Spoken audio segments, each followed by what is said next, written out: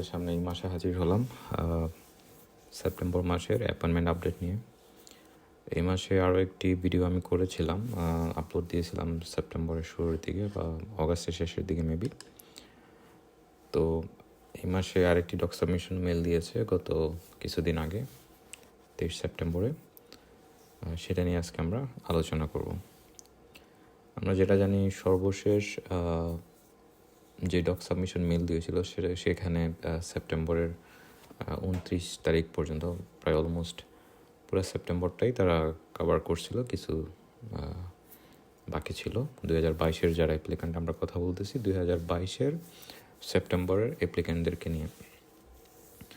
আর last doc submission যেটা গত 23 September দিয়েছিল, সেখানে সেপ্টেম্বর 29 তারিখ থেকে মোটামুটি অক্টোবরের 22 তারিখ পর্যন্ত ডক সাবমিশন মেল দিয়েছে।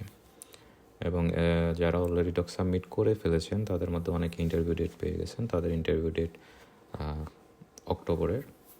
যারা আগে ডক সাবমিট করেছিলেন তাদের কারো ইন্টারভিউ ডেট এই কয়েকদিনে ছিল, সেপ্টেম্বরের শেষের দিকে।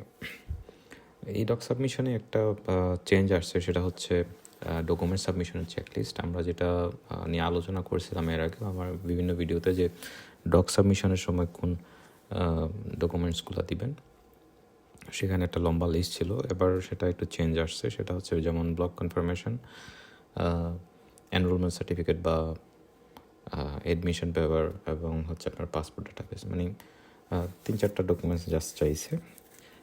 একটু চেঞ্জ আসছে। সামনের দিকে হয়তো তারা চাইতেছে একটু ফাস্ট আগানোর জন্য, ভিসা প্রসেসিং বা এই অ্যাপয়েন্টমেন্ট প্রসেসিংটা একটু ফাস্ট করার জন্য। কারণ প্রচুর অ্যাপ্লিক্যান্ট। আমরা বিগত মাসগুলোর তুলনায় আমরা সামনে যত এগোচ্ছি, আমাদের কিন্তু অ্যাপ্লিক্যান্ট ততই বাড়তেছে। সো ভিউয়ার্স, হচ্ছে গত 23 সেপ্টেম্বর যে ডক সাবমিশন মেল দিয়েছে, সেখানে 29 সেপ্টেম্বর থেকে 22 অক্টোবর পর্যন্ত স্টুডেন্টদেরকে ডক সাবমিশন দিয়েছেন। এবং এই 23 সেপ্টেম্বরের ডক সাবমিট মেইলে ব্যাচেলর অ্যাপ্লিক্যান্ট যারা ছিল তাদেরকে ডক সাবমিশন মেল দেয় নাই, যে কারণে আমি ভিডিওটা করি নাই এতদিন। এই জন্য আজকে ওয়েট করতেছিলাম। আজকে বাকি যারা যেই ব্যাচেলর অ্যাপ্লিক্যান্ট যারা ডক সাবমিশন মেল পায় নাই, তাদেরকে আজকে ডক সাবমিশন মেল দিয়েছেন। সেখানে অ্যাপ্লিক্যান্ট সংখ্যাটা আনুমানিক 20 থেকে 25 জনের মতো হবে। তার মানে হচ্ছে 23 সেপ্টেম্বরে ডক সাবমিশন মেলে শুধু মাস্টার্সের স্টুডেন্টদেরকে ডক সাবমিশন মেল দিয়েছিল, ব্যাচেলর কাউকে দেয় নাই, হয়তো 1জন না 2জন পাইছিল। সো যারা বাকি ছিল তারা আজকে পাইছে। এখন আসে যারা অলরেডি ডক সাবমিট করে দিয়েছেন, তাদের ইন্টারভিউ ডেট অলরেডি অক্টোবরের বিভিন্ন তারিখগুলোতে অলরেডি স্কেজুয়াল করে দেওয়া হয়েছে। কিছু অ্যাপ্লিক্যান্ট বাকি আছে। আজকে যারা ব্যাচেলর অ্যাপ্লিক্যান্ট যারা আজকে ডক সাবমিশন মেল পেয়েছেন, তাদের ইন্টারভিউ ডেট দেওয়া বাকি, এবং মাস্টার্সের কিছু অ্যাপ্লিক্যান্টের ইন্টারভিউ ডেট দেওয়া বাকি। নর্মালি আমরা যেটা অ্যাজাম করি, যেমন ইন্টারভিউ ডেটগুলো দেওয়ার পরেই কিন্তু ডক সাবমিশন মেল দিয়ে দেয়। তো আশা করি এই অক্টোবরের মধ্যে, নভেম্বরের ভিতরে, ডিসেম্বর 2022 যারা অ্যাপ্লিক্যান্ট আছেন তাদের কভার হয়ে যাবে। এবং খুব শীঘ্রই ডিসেম্বর থেকে জানুয়ারির মধ্যে 2023-এর অ্যাপ্লিক্যান্টের ডক সাবমিশন মেল দেওয়া শুরু করবে। সো যারা নেক্সট অ্যাপ্লিক্যান্ট, যাদের অ্যাপয়েন্টমেন্ট ডেট জন্য রেজিস্ট্রেশন করা ছিল 22 অক্টোবর থেকে, যাদের অক্টোবর এবং নভেম্বরে যে অ্যাপ্লিক্যান্ট যারা আছেন, তারা অবশ্যই আপনাদের ফাইল রেডি করে রাখুন। অক্টোবরের ফার্স্ট উইকে যে কোনো সময় আরেকটি ডক সাবমিশন মেল আসবে 1 থেকে 10 তারিখের মধ্যে। সেখানে প্রায় অক্টোবরের 22 তারিখ থেকে নভেম্বরের মাঝামাঝি পর্যন্ত বা আরও বেশি স্টুডেন্টদেরকে কভার করতে পারে। এবং সবচেয়ে মজার বিষয় হচ্ছে, আপনারা সবাই জানেন যে এখন ভিসা ডিসিশন খুব আর্লি দিয়ে দিচ্ছে। অর্থাৎ কেউ যদি 1 তারিখ ইন্টারভিউ দিয়ে থাকে, তারা 2, 3, 4, 5 তারিখের ভিতরে পাসপোর্ট কালেকশন মেল পেয়ে যাচ্ছে। সো এখন আর ভিসা ডিসিশনের জন্য 30 দিন, 35 দিন, 40, 50, 2 মাস ওয়েট করতে হয় না। তবে সিটি ওয়াইজ 2-1টা সিটিতে একটু সময় লাগে এখনও। তারা এটা ডিজিটালাইজড করার চেষ্টা করতেছে। তো যে সমস্ত অ্যাপ্লিক্যান্ট যারা আছেন নভেম্বর মাসের এবং অক্টোবরের বাকি সব অ্যাপ্লিক্যান্ট, তারা অবশ্যই আপনাদের ডকুমেন্টস রেডি করে ফেলুন, ব্লক মানি এবং অন্যান্য যে সমস্ত রিকোয়ার্ড ডকুমেন্টস আছে।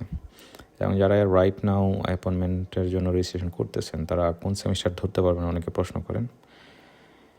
তাদের টার্গেটেড সেমিস্টার যেটা এজিউম করে বলতে পারি সেটা হচ্ছে উইন্টার 26-27, এবং আপনারা এটা একটু মিলিয়ে নেবেন, কারণ হচ্ছে আসলে এক্সাক্ট তো আমরা বলতে পারি না, জাস্ট একটা অ্যাপ্রক্সিমেট একটা টাইম আপনাদেরকে একটা আইডিয়া দেওয়ার ট্রাই করি। আপনারা ক্যালকুলেট করে নেবেন যাতে আপনারা এক সেমিস্টার মিস হলেও আরেক সেমিস্টার ধরতে পারেন বা এর আগে থেকে অ্যাডমিশন নিয়ে এনরোল থাকতে পারেন। ধরেন আপনি টার্গেট রাখছেন উইন্টার 26-27, এর আগে যদি আপনার চলে আসার সম্ভাবনা থাকে, আপনি কীভাবে জানবেন আপনার সম্ভাবনা আছে কিনা? আপনি এমবেসির কাজের দিকে খেয়াল রাখবেন যে কোন মাসের অ্যাপ্লিকেন্টসের ডক সাবমিশন মেল দিছে, কোন মাসের অ্যাপ্লিকেন্টসের ইন্টারভিউ মেল দিছে, এই জিনিসগুলো লক্ষ্য করবেন। তখন আপনি বুঝতে পারবেন যে আপনার অ্যাপয়েন্টমেন্ট কোন মাসে এবং আপনারটা কবে আসতে পারে, 3-4 মাস পর বা 5 মাস পর বা 6 মাস পর। তখন আপনি প্রিপারেশন নিতে পারবেন যে হ্যাঁ, আমার তাহলে এখন এই সেমিস্টারের জন্য অ্যাপ্লাই করতে হবে। সেক্ষেত্রে সাজেশন হচ্ছে, যদি মনে করেন আপনার উইন্টার ধরতে পারবেন না, বাট এর আগে চলে আসতে পারে, উইন্টার 26 ধরতে পারবেন না, তখন আপনার উইন্টার 26 উইন্টার বাদ দিয়ে সামারে এডমিশন নিয়ে রাখবেন, এনরোল হয়ে থাকবেন। এই বিষয়টা মাথায় রাখবেন, এটা আপনার নিজ দায়িত্বে।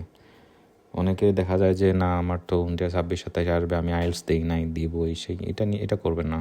আইএলস যখন আপনার ধরেন ডক সাবমিশন মেল আসতে আরও 10 মাস বা 1 বছর বাকি আছে, ঠিক 1 বছর আগে থেকে আপনি আইএলস দিয়ে দিবেন। আপনি অ্যাডমিশন পেয়ে গেলে, এনরোল হয়ে গেলে, আপনার কিন্তু নতুন করে আইএলস দিতে হবে না, দেওয়া লাগবে না যে আমারটা আইএলসের ডেট এক্সপায়ার্ড হয়ে গেছে। সো মিনিমাম 7-8 মাস আগ থেকে আইএলস দিয়ে রেডি রাখবেন, যাতে আপনি আইএলস সহ তো আপনি ভার্সিটিতে অ্যাপ্লাই করতে হবে, আইএলসের তো ভার্সিটিতে অ্যাপ্লাই করতে পারবেন না। সো এই জিনিসগুলো মাথায় রাখবেন, ইম্পর্টেন্ট। অনেকে আইএলসের কারণে এমবিসি ফেস করতে পারতেছেন না, এখন ভালো স্কোর আসতেছে না বা অনেক প্রবলেম থাকে। তো রাইট নাও হচ্ছে ওয়েটিং পিরিয়ড 23 থেকে 24 মাস, অর্থাৎ ভিসা পাওয়া সহ, ভিসা ডিসিশন সহ 23-24 মাস জার্মানিতে ওয়েটিং পিরিয়ড। যেটা একটু আগে বলতেছিলাম যে আইএলসের বিষয়টা, তো আইএলসটা আগে দিয়ে আগে প্রিপারেশন নিয়ে ভালো একটা স্কোর করে ভার্সিটিতে আগে থেকে অ্যাপ্লাই করবেন। অনেকে দেখা যায় আমি 10-12টায় ভার্সিটিতে অ্যাপ্লাই করছি, একটা তো আমার ডিসিশন আসে নাই। সো এই রিস্ক নেওয়া যাবে না, আগে থেকে সব কিছু রেডি রাখবেন, একবার শেষ টাইমের জন্য অপেক্ষা করবেন না। তো ভিউয়ার্স, এখানে দেখতে পাচ্ছি আমরা হচ্ছে অ্যাপ্লিক্যান্টস 2022 এবং 23 সালে কোন মাসে কতজন অ্যাপ্লিক্যান্টস আছে তার একটা প্রাথমিক তালিকা। এই তালিকার মধ্যে দেখতে পাচ্ছেন যে 23-এ অনেক অ্যাপ্লিক্যান্ট প্রতি মাসে, এটা একটু কম বেশি আছে, কোনো মাসে বেশি, কোনো মাসে কম।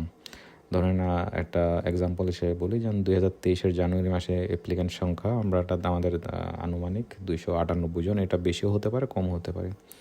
আর অনেকেই অ্যাপয়েন্টমেন্ট ক্যান্সেল করে দিচ্ছেন, বিভিন্ন দেশে যাচ্ছেন, তো এই ক্ষেত্রে অনেক সময় অ্যাপ্লিক্যান্ট কিছু কমে। আর যারা মনে করেন যে আপনারা জার্মানিতে যাবেন না বা অন্য দেশে ডিসিশন নিয়ে নিয়েছেন বা ভিসা পেয়ে গেছেন, জাস্ট অ্যাপয়েন্টমেন্টটা এমনি শখের বসে নিয়ে রাখছেন, তারা কাইন্ডলি অ্যাপয়েন্টমেন্টটা ক্যান্সেল করে দিন। আপনি যদি একটা অ্যাপয়েন্টমেন্ট ক্যান্সেল করেন, অন্য একজনের হয়তো টাইমলি অ্যাপয়েন্টমেন্ট পেতে এটা হেল্প করবে। তো শুধু আপনি অ্যাপয়েন্টমেন্টটা রেজিস্ট্রেশন করে ঝুলাই রেখে তো আসলে আপনার কোনো ফায়দা নেই, বরংস অন্যজনের একটু সুবিধা হবে। তো এই দিক থেকে একটু খেয়াল রাখবেন।